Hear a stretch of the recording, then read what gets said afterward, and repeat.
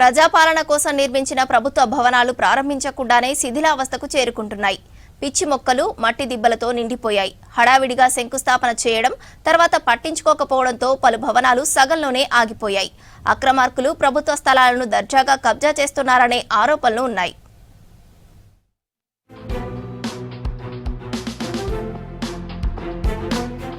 ఇక్కడ మనం చూస్తున్న బిల్డింగులు సగం నిర్మాణంలో ఆగిపోయినవే.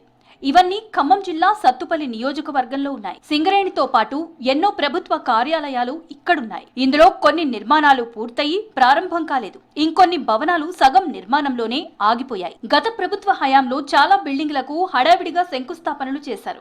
మధ్యలో వీటికి అంచనాలు కూడా పెంచారు. కానీ పనులు మాత్రం పూర్తి కాలేదు. ఎక్సైజ్ పోలీస్ స్టేషన్ పిచ్చి మొక్కలతో దర్శనమిస్తోంది. ప్రహారీ నిర్మాణం ఆగిపోయింది. కార్యాలయం సరిపడా లేనందున మొదటి అంతస్తు నిర్మించి అందుబాటులోకి తేవాలని ఎక్సైజ్ అధికారులు భావించారు. కానీ అది సాధ్యపడలేదు. ఎక్సైజ్ పోలీస్ స్టేషన్ ప్రస్తుతం అద్దె భవనంలో నడుస్తోంది.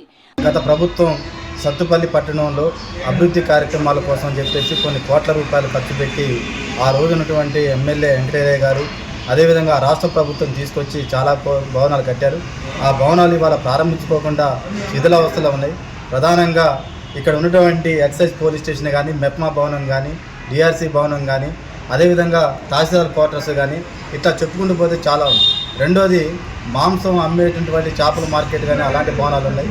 ఇవన్నీ కూడా కొన్ని కోట్ల రూపాయలతోని ప్రభుత్వం యొక్క నిధులతోని అది ప్రజల యొక్క డబ్బులతో తీసుకొచ్చి కట్టారు. కానీ ఇవాళ శిథిలావస్థలో చేరుతూ ఉన్నాయి. కానీ ప్రభుత్వం 2 సంవత్సరాలు వచ్చిన తర్వాత కూడా దాన్ని ప్రారంభించట్లేదు. తహసీల్దార్ కార్యాలయ ప్రాంగణంలో 25 లక్షలతో నిర్మించిన మున్సిపల్ మెప్మా భవనం దాదాపు 5 ఏళ్ల నుంచి ప్రారంభం కాలేదు. అయితే భవన నిర్మాణం బేస్మెంట్ ప్లాన్ కంటే ఎత్తు నిర్మించాల్సి రావడంతో నిధులు పెంచకపోవటం, టాయిలెట్లు నిర్మించకపోవడంతో వినియోగంలోకి రాలేదు. కాంట్రాక్టర్కి బిల్లులు చెల్లించకపోవడంతో భవనం అప్పచెప్పలేదు. దీంతో మున్సిపాలిటీ భవనంలోనే మెప్మా కార్యకలాపాలు నిర్వహిస్తున్నారు. ఆ భవనాలు మొత్తం శిథిలావస్థకు రావడం జరిగింది. అంటే ప్రజల సొమ్ము ఎంత దుర్వినియోగం అవుతుంది ఈ ప్రభుత్వాల వల్ల, ఈ ప్రభుత్వ పనితీరుల పట్ల ప్రజలు ఎంత ఇబ్బంది పడతా ఉన్నారో అర్థమవుతా ఉన్నది. ఇప్పటికైనా మీరు భేషజాలకు పోకుండా ఏ గవర్నమెంట్లో చేసినా ప్రజలకు ఉపయోగపడే భవనాలు అవి. ప్రజలకి ఇబ్బందులు పడుతున్నారని ఆనాడు ఆ ప్రభుత్వం ఖర్చు పెట్టి కట్టడం జరిగింది. ఇవాళ కొద్దిగా మరమ్మతులు చేసి ఆ భవనాలని ప్రారంభింపజేసి వాటిని రిక్రూట్మెంట్లో తీసుకొచ్చి అక్కడ ఏదైతే ఉన్నదో ఆ భవనాల మొత్తాన్ని కూడా తీసుకొచ్చి ప్రజలకు ఉపయోగపడే విధంగా పునఃప్రారంభించాలని రైతు సంఘం తరఫున డిమాండ్ చేస్తా ఉన్నాం. జలగం వెంగళరావు కూరగాయల మార్కెట్ వెనుక 20 లక్షలతో నిర్మించిన కబేళా భవనం నిరుపయోగంగా మారింది. మున్సిపాలిటీలో జరిగే మాంస క్రయ విక్రయాలకు సంబంధించి జంతువులను ఇక్కడ శుభ్రం చేసి మున్సిపాలిటీ నుంచి ఈ జంతువు ఆరోగ్యకరమైందే అని స్టాంప్ తీసుకుని మాంసం అమ్మాల్సి ఉంటుంది. కబేళా నిర్మించిన ప్రారంభానికి నోచుకోలేదు. ఖాళీగా ఉండటంతో మున్సిపాలిటీ ఎన్నికల సామాగ్రి గోడౌన్ గా వాడుతున్నారు.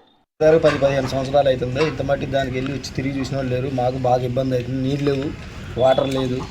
షాపులో కూడా అది బయట చికాకు ఉంది. 10 సంవత్సరాలు ఇంత మట్టి దానికి శిథిలంలో పడిపోయింది. అది ఇప్పుడు మట్టికి ఓపెన్ కాలేదు. ఆ కరెంటు సామాను తీసుకొచ్చి అందులో వేస్తున్నారు. కానీ దానివల్ల మాకు ఉపయోగం ఏమి లేదు. ఉపయోగం ఉంది, నీట్గా ఉంటుంది, వాటర్ సఫిషియెంట్ ఉంటుంది. మాకు పైన శాల్తీ తీయడానికి అవన్నీ కట్టించారు. వాటర్ బయటకు పోవడానికి అవి కట్టారు. వెనకాల ఎటు మాత్రం ఉంది. ఈ మార్కెట్ కూడా ఈ దారిలో కూడా చాలా ఇబ్బంది ఉంది. జేవీఆర్ కూరగాయల మార్కెట్లో 10 లక్షలతో నిర్మించిన చేపల మార్కెట్ భవనం పరిస్థితి కూడా అంతే. బయటనే అమ్మకాలు జరుపుతూ రైతు బజారు వెనుక ప్రాంగణంలో చేపలను శుభ్రం చేస్తున్నారు. ఎంఈఓ కార్యాలయం ఎదురుగా ఉన్న జిల్లా రీసోర్స్ సెంటర్ భవనం కిటికీలు, తలుపులకు చెదలు పట్టాయి. భవనం చాలా పటిష్టంగా ఉన్నా వాడుకలో లేకపోవడంతో శిథిలావస్థకు చేరుతోంది.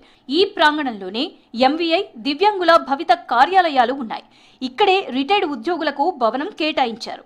ఇవాళ సత్తుపల్లి ప్రాంతంలోని చుట్టుపక్కల 30 కిలోమీటర్ల పరిధిలో ఇవాళ వైద్యం కోసం సత్తుపల్లి పట్టణానికి వస్తూ ఉన్నారు. ఇక్కడ 100 పడకల హాస్పిటల్ ఉంది. అదేవిధంగా కొత్తగా ఏర్పాటైనటువంటి హాస్పిటల్ ప్రారంభం అయితే ఒక 15-20 మందికి డయాలసిస్ చేసుకునేటువంటి సదుపాయ అవకాశాలు ఉన్నప్పటికీ కూడా ఇక్కడ డయాలసిస్ పేషెంట్లు ఇబ్బంది పడుతూ పక్కన ఉన్నటువంటి ఖమ్మానికి, హైదరాబాద్కి, ఇతర ప్రాంతాలకు వెళ్ళేటువంటి పరిస్థితి నేపథ్యం ఉంది. కానీ ఇవన్నీ కూడా అట్లా ఉండటం వల్ల కుంటుపడుతున్నటువంటి పరిస్థితి ఉంది. అక్కడ ఇతర అసంఘిక కార్యకలాపాలకు నిలయంగా మారే ప్రమాదం కూడా ఉంది. కాబట్టి వాటిని ప్రజలకి అందుబాటులో తీసుకురావాలని చెప్పేసి సిపిఎం పార్టీకి మేము డిమాండ్ చేస్తాం. ప్రభుత్వ బాలికల జూనియర్ కళాశాలకు ఆనుకుని తహసీల్దార్ క్వార్టర్ ఉంది. ఎంతో మంది తహసీల్దార్లు ఈ పెంకుటింట్లో నివాసం ఉన్నారు. పుష్కర కాలంగా ఆ పెంకుటిళ్లను ఏ అధికారి పట్టించుకోకపోవడంతో శిథిలావస్థకు చేరింది. దీంతో తహసీల్దార్లకు క్వార్టర్లు లేక బయట అద్దెకు తీసుకుని ఉండాల్సి వస్తుంది. ఇకపోతే దీని పక్కనే ఉన్న పాల కేంద్రం క్వార్టర్స్ కూడా శిథిలావస్థకు చేరాయి. ప్రభుత్వం ఇప్పటికైనా రెడీగా ఉన్న భవనాలను ప్రారంభించి అందులో కార్యకలాపాలు మొదలయ్యేలా చూడాలంటున్నారు స్థానికులు.